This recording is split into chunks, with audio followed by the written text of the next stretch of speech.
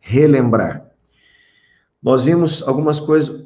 Na verdade, o capítulo 8 eu queria frisar novamente, como eu fiz a semana passada, um capítulo extremamente importante. Não que os outros não sejam, mas Marcos vinha relatando, fazendo algumas narrativas, e neste capítulo 8 teve um auge, um clímax, um ápice daquilo que Marcos estava apresentando, e esse clímax está onde? Na revelação que Pedro tem sobre a pessoa de Jesus, a declaração que Pedro faz. E aqui, então, o que acontece em Marcos capítulo 8, no início? A gente viu que acontece a segunda multiplicação dos pães, acontece aqui em Marcos 8, e algo significativo, que mostra novamente, assim como Jesus fez com a mulher cirofenícia, ele alcança um povo já gentílico. Ele sai de uma atuação somente no povo judeu e, juntamente com os discípulos, ele alcança um povo que não é judeu, já mostrando que o evangelho, a mensagem do reino de Deus, se estenderia para as outras nações. Então, a gente viu isso claramente aqui. Poxa, que legal aqui, Michel. Tá aqui com a gente. Feliz, pô. Muito bom, prazer. Michel é um amigo nosso que a gente conviveu lá em Londrina, pastor também, né, um cara de Deus aí, com CDs gravados, e é um prazer ele estar visualizando a nossa live aqui. Um abração, Michel.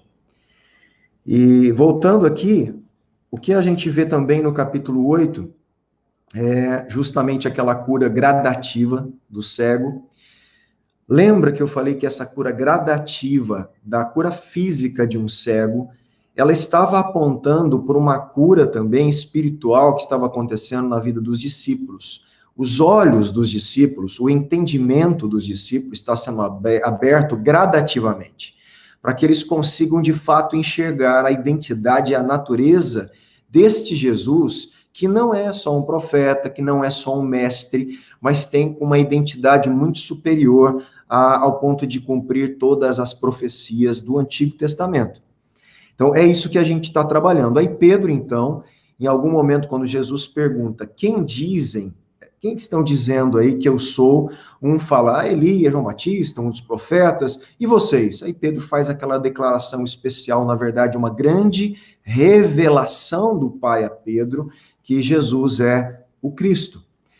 Mas eu disse também a semana passada que tinha uma expectativa messiânica na cabeça dessas pessoas do judaísmo do primeiro século, que era uma expectativa equivocada. Eles estavam aguardando, ou pelo menos não equivocada totalmente, mas parcial, não tinha clareza, não tinha revelação de como o Messias iria cumprir na sua primeira vinda toda essa obra messiânica que ele estava fazendo.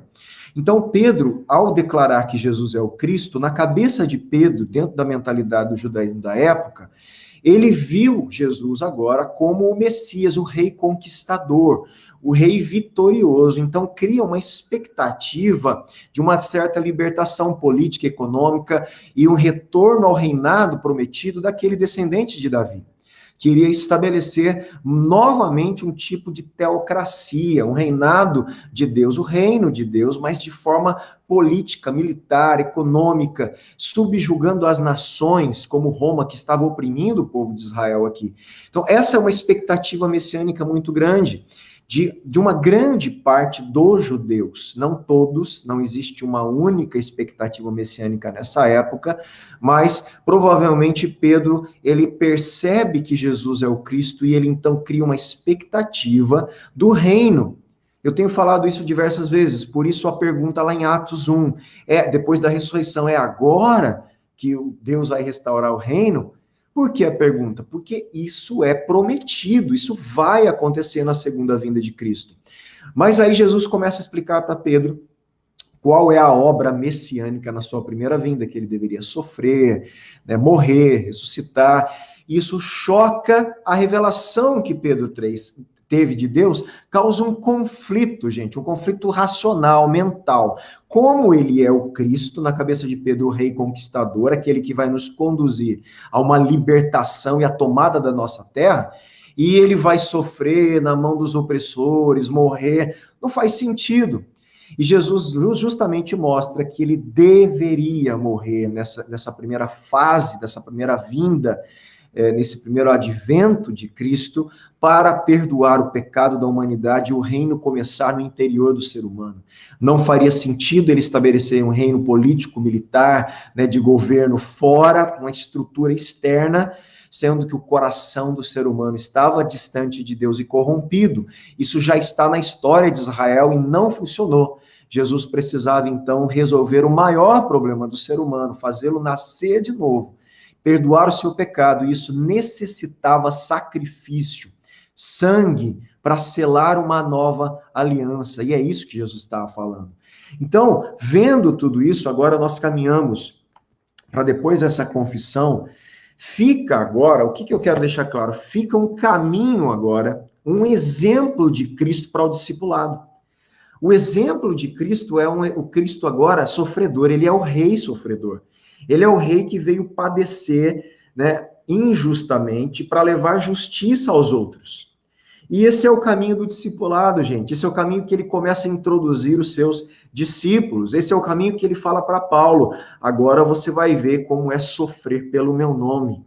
E nós vamos ver agora em Marcos, capítulo 8, do versículo 34 ao capítulo 9, 1. Eu vou chamar esse tópicozinho agora de o caminho do discipulado, demonstrado pelo próprio Jesus.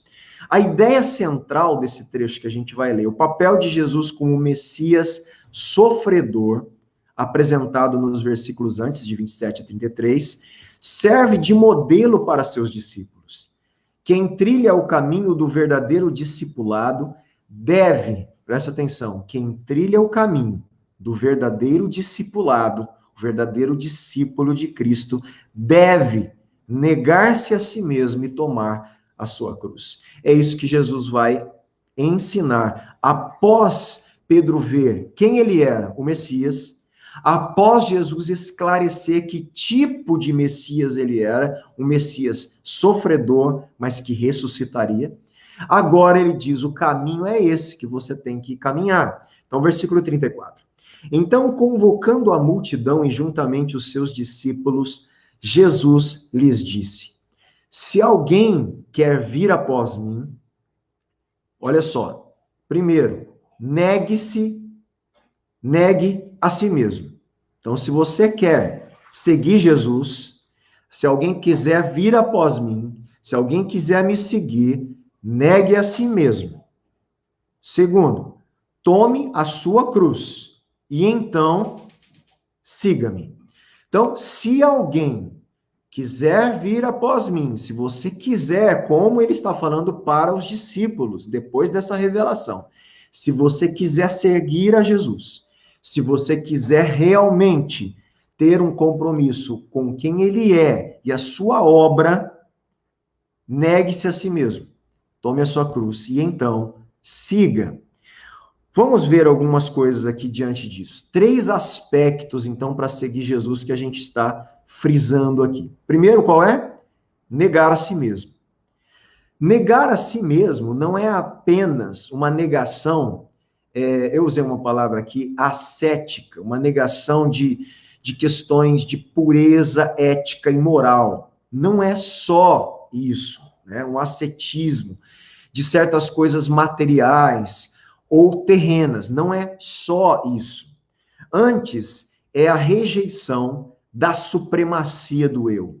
A tua vida não vai girar mais em torno do eu, de si mesmo, do que eu quero, do que eu desejo, da minha vontade, do meu plano, dos meus desejos. Negue-se a si mesmo, meu irmão. Você quer seguir a Cristo?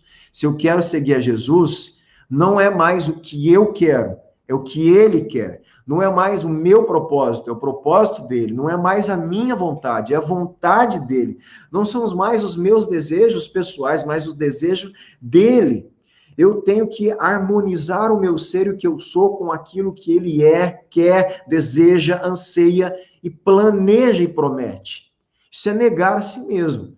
Então, se nós queremos realmente ser seguidores de Cristo, esse é o caminho, não tem outro. Então, negar a si mesmo é a rejeição suprema do eu, a recusa em permitir que a vida seja guiada pelos interesses próprios. Aí a nossa grande pergunta quando a gente lê textos assim, né? Como está a nossa vida cristã? Ou a sua vida, você é guiado somente por interesses próprios? Por sonhos próprios? O que Deus tem a ver com os seus interesses? O que Deus tem a ver com as suas motivações? O que Jesus, o Cristo que te salvou, tem a ver com os planos da sua vida futura, com os seus anseios? Meu irmão, se ele não for o centro disso, nós não estamos seguindo a Jesus. É um engano. Nós estamos sendo religiosos, mas não discípulos de Cristo. Então, 3 aspectos do discipulado. Primeiro, negar a si mesmo. Segundo, tomar a cruz. Tomar a cruz não era uma expressão judaica. E, portanto, tem ênfase peculiar, própria aqui. Retrata, olha só o que se retrata tomar a cruz num contexto romano. Retrata o prisioneiro condenado que carrega, é um termo aqui latim, né? Patibulum. O que é o patibulum? Era aquela viga horizontal da cruz. Sabe aquele pedaço da cruz que eles iam colocar num lugar, na época eles colocavam em árvores e tudo, e faziam, então, né, a cruz. Então, essa parte aqui chama patíbulo, essa viga que os condenados, os criminosos, tinham que carregar para levar para o lugar da sua própria crucificação, da sua própria condenação. Então, ao local da execução, nenhuma outra metáfora poderia transmitir um sentido tão horrível, pois também era maldição. O madeiro em si, essa pendurar no madeiro e juntamente com essa figura do madeiro em cruz romana, era para o judeu um ato de maldição para o judeu. Você vai ver isso em Gálatas 3:13, Deuteronômio 21:23, se você quiser abrir. Observamos um sentido duplo nessa expressão, pois é uma forte metáfora de morrer para si mesmo, que reforça o primeiro aspecto, mas também significa se unir a Jesus em seu caminho para a cruz, assumir uma vida de compromisso com Deus, de sacrifício próprio e possivelmente, ou se necessário, de martírio. Então, tomar a sua cruz é tomar todas as consequências para seguir a Cristo. Tomar todas as consequências de pregar o evangelho. Então, nós sabemos que os discípulos tomaram a cruz. Eles foram perseguidos, eles foram mortos, alguns decapitados. Pedro conta a tradição, crucificado de cabeça para baixo. Eles tomaram a cruz, meu irmão, eles foram chicoteados pela causa do evangelho. Então, Jesus está falando o seguinte: você deve, primeiro, não viver mais em torno do que você quer, mas em torno da vontade de Deus. Então, você vai me seguir. Você deve tomar a sua cruz, estar disposto a carregar o seu fardo para a sua execução, para a execução do seu eu, da sua vida própria, e estar disposto a morrer pelo evangelho, por aquele que você está agora seguindo. E o terceiro aspecto do discipulado é seguir, que é uma consequência dos outros dois. Eu nego a mim mesmo, tomo a minha cruz e sigo a Jesus. Isso é o resultado dos dois primeiros. Seguir a Cristo é tornar-se parte da missão do reino e proclamar o evangelho. Presta atenção, o que é seguir a Cristo? Essencialmente, lógico que isso tem outras implicações, mas essencialmente o núcleo, o cerne de seguir a Cristo, meu irmão, é você se tornar parte da missão do reino de Deus e proclamar o evangelho. Se você não está fazendo parte da missão do reino, proclamando o evangelho, fazendo discípulos, você não está seguindo a Jesus. Se nós não temos o interesse de partilhar o evangelho que nos salvou e levar pessoas a conhecer esse Cristo que nos salvou, nós não estamos seguindo a Jesus. Isso são coisas duras, difíceis, nós não gostamos, como eu falo, de ouvir, mas é a pura realidade do evangelho. Não adianta a gente fugir. Nós podemos estar fazendo um monte de coisa, até frequentando bastante a igreja, não no momento que a gente não tem podido ir, mas atos religiosos e muitas coisas, e não seguir a Cristo. Seguir a Cristo, negar a si mesmo, tomar a cruz, e então fazer parte da missão que ele te deu como igreja. Pois quem quiser salvar a sua vida, perderá. Olha que interessante, né, esse paradoxo aí. Vida aqui tem sentido duplo, pois se refere à vida terrena, temporal. Se você quiser salvar a sua vida terrena, temporal, se você quiser viver a sua vida com os valores temporais e terrenos, né, o que vai acontecer? Você vai perder a vida abundante, a vida eterna, a vida verdadeira. Então, dois sentidos da palavra vida, a vida temporal e a vida da existência eterna. A questão é, para qual delas nós estamos vivendo? De fato, salvar uma delas, quer dizer, se eu salvo a minha vida temporal e terrena, eu perco a outra. Se eu salvo a minha vida espiritual seguindo a Cristo e obedecendo, eu vou perder coisas temporais, porque isso é renunciar a mim mesmo. Olha só como funciona, é uma renúncia, uma vida de cruz realmente, de negar a si mesmo. Portanto, a única forma de obtermos vida eterna é negar ou perder, ou seja, abrir mão de nossos valores e nossas prioridades temporais, meu irmão. Esse é o caminho, não tem outro. Observação. Viver apenas em virtude dos benefícios terrenos é desperdiçar a vida. Prestou atenção? Viver apenas em virtude dos benefícios terrenos. Quais são os benefícios terrenos? Todo mundo sabe, né? O que a gente quer? Os bens materiais, um bom carro, a gente quer dinheiro, a gente quer comprar as coisas, a gente quer viajar, a gente quer... Se a gente vive a vida somente para essas coisas terrenas, perdemos a vida. Desperdiçamos a vida eterna que podemos viver já antecipadamente, de forma escatológica. Olha o que diz em Filipenses 3,19. O destino deles é a perdição, o Deus deles é o ventre, e a glória deles está naquilo de que deviam se envergonhar, visto que só pensam nas coisas terrenas. Meu irmão, quanto crente só pensa nas coisas terrenas? Não tem alguma coisa errada? Quantas pessoas vão na igreja buscar a Deus só pelas bênçãos terrenas? Tem alguma coisa errada. Nós precisamos pensar, o evangelho não é isso. Apesar dessas coisas nos serem acrescentadas, é uma promessa de Cristo que ele vai cuidar de nós, buscar o reino de Deus em primeiro lugar e as suas justiças, e estas coisas, que essas coisas? O pão, a comida, vestimenta, essas coisas, para você viver para Cristo aqui nessa terra, vos serão acrescentados. 1 Coríntios 15, 19. Se a nossa esperança em Cristo se limita apenas a esta vida, olha que forte, somos as pessoas mais infelizes deste mundo. Olha o que Paulo diz aos Coríntios. Se você está buscando Cristo, se a sua expectativa, a sua esperança de estar em Cristo é só pelas bênçãos terrenas, por essa vida, você é o mais infeliz que existe na face da terra. Parece aqui que ele coloca, você é mais infeliz que os ímpios.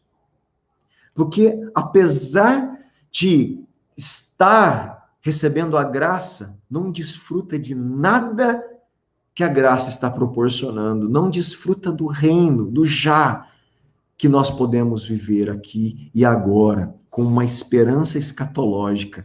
Então, olha só que interessante tudo isso, né? 35, voltando. Pois quem quiser salvar a sua vida, perderá. E quem perder a vida por minha causa, por causa do evangelho, esse salvará. Você quer ganhar a sua vida? Perca a sua vida por Cristo. Você quer ganhar a sua vida? Perca a sua vida pelo evangelho. Eu falo isso para você, mas é uma, né? Primeiro que eu tenho que apontar é para mim, para minha vida, para a sua, para a nossa vida como cristãos. Então, eu quero ganhar a minha vida, que eu perca a minha vida para o evangelho, para Cristo, pelo evangelho, pela causa do evangelho. Gente, isso é seguir a Cristo. Se nós queremos de fato ser discípulos de Cristo, esse é o padrão, não tem outro, tá certo? 36. De que adianta uma pessoa ganhar o mundo inteiro e perder sua alma? Aqui alma, palavra, né? Psirrê, no grego, aportuguesado, psique, ela é vida, tá? É a mesma palavra para alma e vida. Então, alguns preferem traduzir alma, outros preferem traduzir vida, mas dentro do contexto, eu até acho interessante, é vida. De que adianta uma pessoa ganhar o mundo inteiro e perder a sua vida? Porque alguns traduzem alma para justamente mostrar que, para perder a essência da vida, que não está conectada às coisas simplesmente materiais e terrenas. Que daria uma pessoa em troca de sua alma ou de sua vida? Somente Deus pode formar uma alma, gente. Somente Deus pode dar vida, dar alma, né? Ela não está à venda em alguma loja aí e não pode ser adquirida online. A alma, a vida, não tem jeito da gente fazer aquisição aí, né? Capitalizar a vida, não tem como. Tudo o que pode ser comprado tem um único propósito. Olha só, tudo que pode ser comprado, dinheiro, coisas terrenas, tem um propósito: melhorar a qualidade de vida nessa terra. Certo? Tudo que pode ser comprado tem um propósito: melhorar a qualidade de vida só nessa terra. No entanto, somente Deus pode estender a vida, a alma até a eternidade. A eternidade, a vida eterna, você não compra. Impossível. Por isso ele fala, cuidado. Você pode ganhar o mundo inteiro e perder a sua vida, e perder a sua alma. Jesus afirma com isso que a alma tem valor inestimável. E, portanto, todos devem se voltar para Deus. É onde ganhamos a nossa alma, ganhamos a nossa vida. Que daria uma pessoa em troca da sua alma? Pois quem nesta geração adúltera e pecadora, se envergonhar de mim e das minhas palavras, também o Filho do Homem se envergonhará dele. Meu irmão, quem se envergonhar de mim, Jesus fala, e das minhas palavras, ele diz que ele, o Filho do Homem é ele, Jesus, vai também se envergonhar dessa pessoa diante do Pai e dos anjos. Vamos ver um pouquinho sobre isso. Jesus estava falando a uma cultura, presta bem atenção, uma questão cultural aqui, voltada para valores de honra e vergonha. Honra e vergonha. Esses valores na cultura romana, na época judaica, naquele período, eram muito fortes. A questão da honra e da vergonha. Né? Então, o que Jesus está falando é justamente isso. Né? Ele está usando o contexto.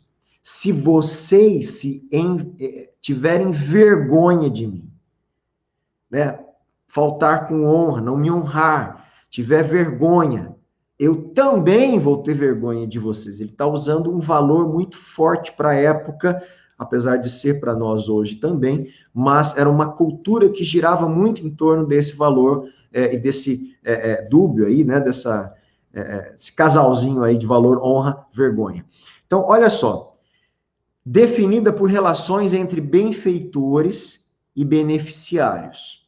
Logo, a advertência acerca de se envergonhar de Jesus significa muito mais, preste atenção, que acompanhamento, muito mais que acanhamento. Ele não está falando só de você ficar tímido, acanhado, não é só isso. De testemunhar ou de ser conhecido como cristão. É uma questão de compromisso e lealdade ao Filho do Homem. Então, a vergonha ali não é só um acanhamento, não é só uma questão emocional. Aquela pessoa é tímida, ela é vergonhosa. Não é só isso. Essa pessoa tímida, né, com um temperamento mais introvertido e vergonhoso, pode não ter vergonha de Cristo nesses termos. Em que sentido? Ser leal a Ele. Ser comprometido com Ele, com a sua palavra de forma pública. E desta forma honrar o nome de Jesus e de Cristo, que é o que ele está falando. Por quê? Porque se você se envergonhar de mim, de minhas palavras, o Filho do Homem, presta atenção nesse termo, Filho do Homem, se envergonhará dele quando? Quando vier, o Filho do Homem vai vir na glória do Pai, do seu Pai, com os santos anjos. Ele está falando da sua segunda vinda. Esse termo é extremamente importante aqui por alguns motivos. Eu quero ler algumas coisas para você que eu anotei. O Filho do Homem que sofre, ele é aqui vindicado, né? Uma questão ali de restauração, de justificado, né, uma questão de restaurado, colocado numa posição, né, até talvez vingado de alguma forma, né? Então, esse Filho do Homem, ele é vindicado em 8:31. Ele será, quer dizer, a posição dele será o quê? O juiz escatológico. Em Mateus 25 a gente vai ler. No escatom, né, no escatom, nos finais dos tempos, o Filho do Homem que vai sofrer, esse Messias que vai sofrer, ele será vindicado, ele será colocado numa posição de juiz escatológico, de juiz do universo, meu irmão. Né? Cumprindo assim o domínio universal antevisto por Daniel, no capítulo 7. Então, olha só, em Mateus 25, 31 e 32. Quando o Filho do Homem vier na sua majestade, e todos os anjos com ele, Jesus está citando isso aqui, né? Então se assentará no trono da sua glória. Todas as nações serão reunidas em sua presença. E ele separará uns dos outros, como o pastor separa as ovelhas dos cabritos. Meu irmão, o Filho do Homem vai julgar a humanidade, a todos, e vai separar as ovelhas dos bodes, né, das cabras, cabritos, seja o que for aí, que aqueles que não são ovelhas, que não são discípulos, que não são comprometidos com ele. Daniel 7, 13 e 14 diz assim: eu estava olhando nas minhas visões da noite, e eis que vinha com as nuvens do céu alguém como filho do homem. Ele se dirigiu a ancião de dias e fizeram chegar até ele. Foi-lhe dado domínio, a glória, o reino, para que as pessoas de todos os povos, nações e línguas o servissem. Todo joelho se dobrará, toda língua confessará que ele é o Senhor. O seu domínio é domínio eterno, que não passará. O seu reino jamais será destruído. Meu irmão, é esse reino do Messias, do Filho do Homem, que nós aguardamos. E Jesus está usando justamente essa figura de Filho do Homem. Então, não se envergonhe de mim, das minhas palavras. Porque no dia que o Filho do Homem vier na sua glória, ele vai se envergonhar de você. Ele está falando, não deixe de ser leal a mim. Não deixe de ser comprometido comigo e com a minha palavra, com o meu evangelho, com a minha identidade, com a minha missão, com quem eu sou e aquilo que eu mandei a vocês. Então, isso, meu irmão, Jesus está falando intrinsecamente, essencialmente, do que é ser discípulo de Cristo. Desde lá de trás. Aqueles que se preocupam apenas com o mundo e se sujeitam a Jesus somente da boca para fora, prestarão contas a ele no juízo final, no grande trono branco, que diz lá em Apocalipse 20, de 11 a 15, quem quiser ler e conferir em casa. Versículo 38 ainda. Perdão, para encerrar, Marcos 9:1. Esse 9:1, eu sei que foi dividido para o próximo, mas eu vou considerar ele ainda parte desse bloquinho, tá bom? Aí a gente vai começar a semana que vem 9:2. Então, 9:1. O que acontece? Ele está linkando ainda o que Jesus está falando com isso. Então, dizia-lhes ainda, em verdade lhes digo que dos que aqui se encontram, Jesus estava falando com eles, com esses discípulos, e aí, lembra que estava ali não só os 12, estavam mais discípulos juntamente com os 12, e Jesus fala, destes que estão aqui, que se encontram aqui, existem alguns que não passarão pela morte, até que vejam ter chegado com poder o reino de Deus.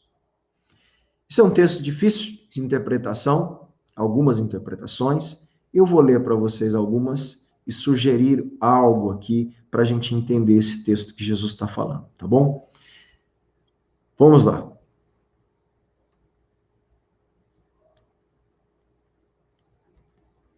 A natureza enigmática dessa declaração, que a vinda do reino. Porque olha só, nós acabamos de ler que o Filho do Homem vai trazer o reino. Que ele vai implantar um reino de glória, de paz, reinado, domínio eterno. Então, esse reino, ele vai vir ou ele já veio?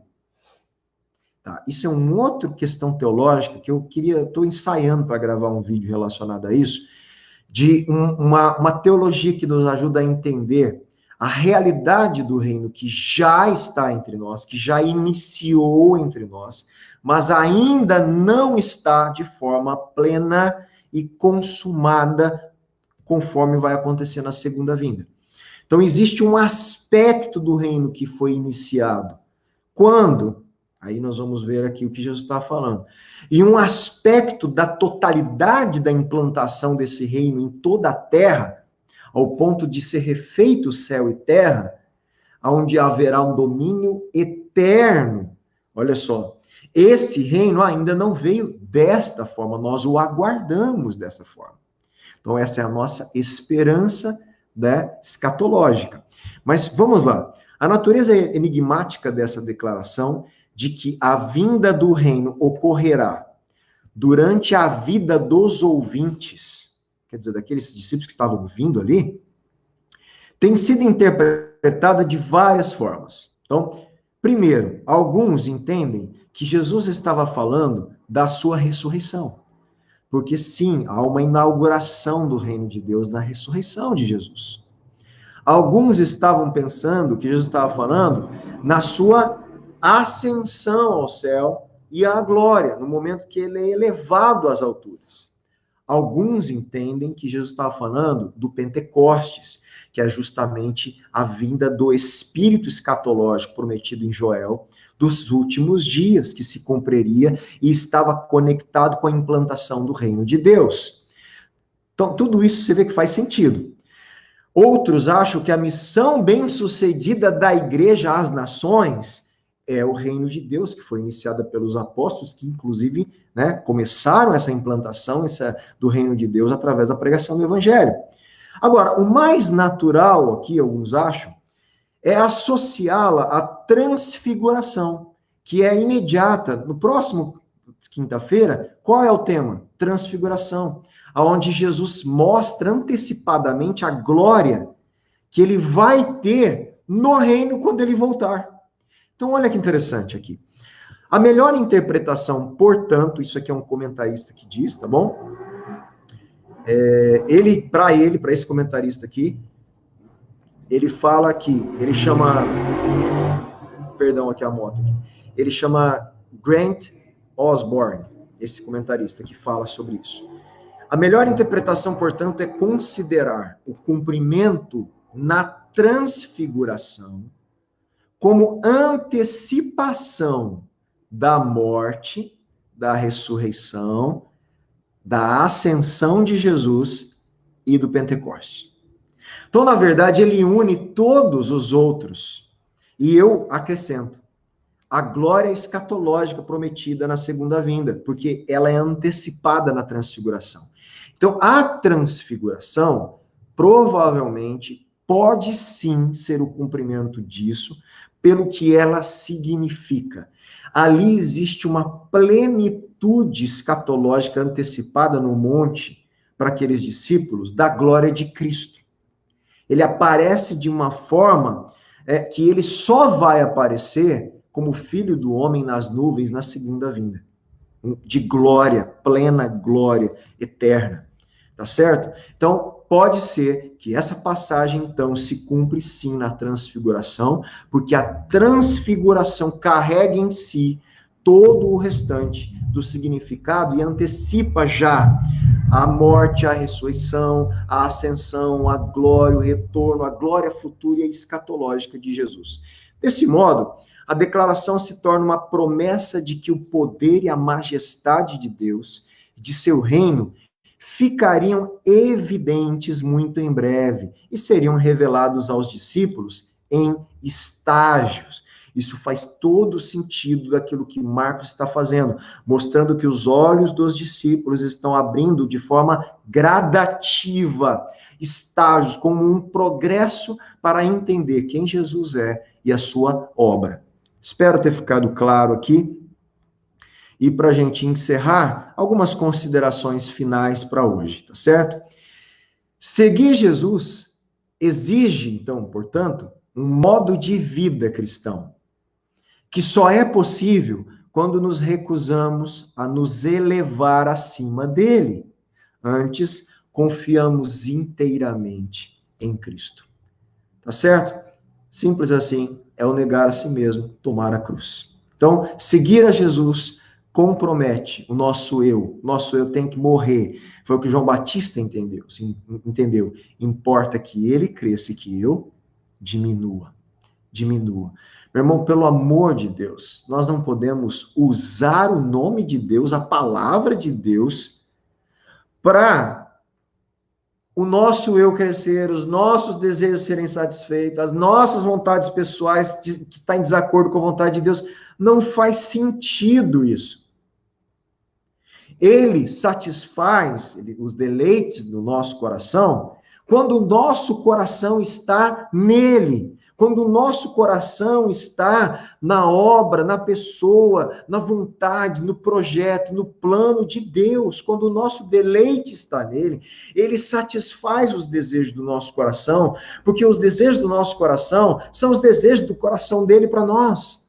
E nós vamos em compromisso com Cristo fazer e cumprir a nossa missão, porque esse deve ser o nosso deleite, esse deve ser o nosso desejo, como era o de Jesus. A minha comida e a minha bebida é fazer a vontade do meu Pai. O que é comer e beber? Além do que nutrir a sua existência, possibilitar você viver, mas é também um ato nós sabemos disso, a comida é de prazer. Então, o que ele está falando? O que nutre a minha vida, o que me dá prazer é fazer a vontade do meu Pai. Jesus deu esse caminho para a gente, não tem outro, meu irmão. Não tem outro. Começamos a viver para as coisas eternas e não mais para as temporárias. E percebemos que jamais haverá satisfação duradoura ou ganho verdadeiro nas recompensas terrenas.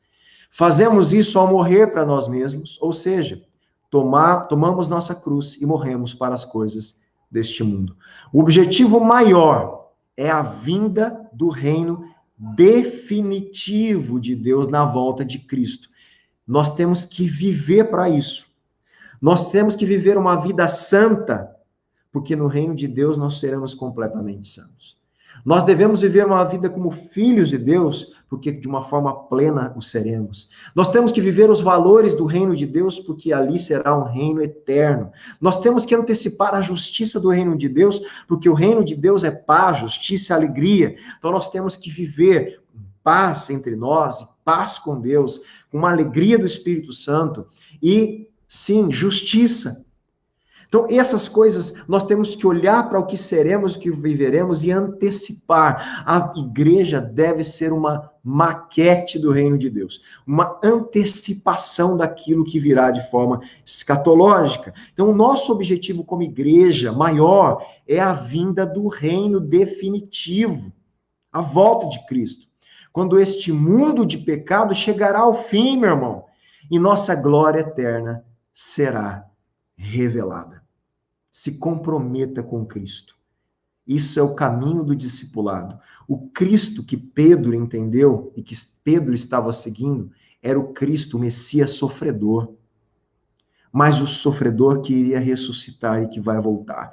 O nosso Cristo é aquele que sofreu, que morreu na cruz para perdoar o pecado, que ofertou o perdão, que viveu com compaixão às pessoas. Esse é o Cristo que nós seguimos. E esse é o estilo de vida que ele propõe para nós, em compromisso com quem ele é, com o que ele ensinou e com o seu retorno.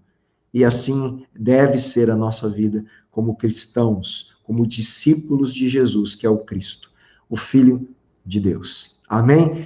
Espero ter ficado claro para a gente esse texto de Marcos, 8, de 34 a 9, 1.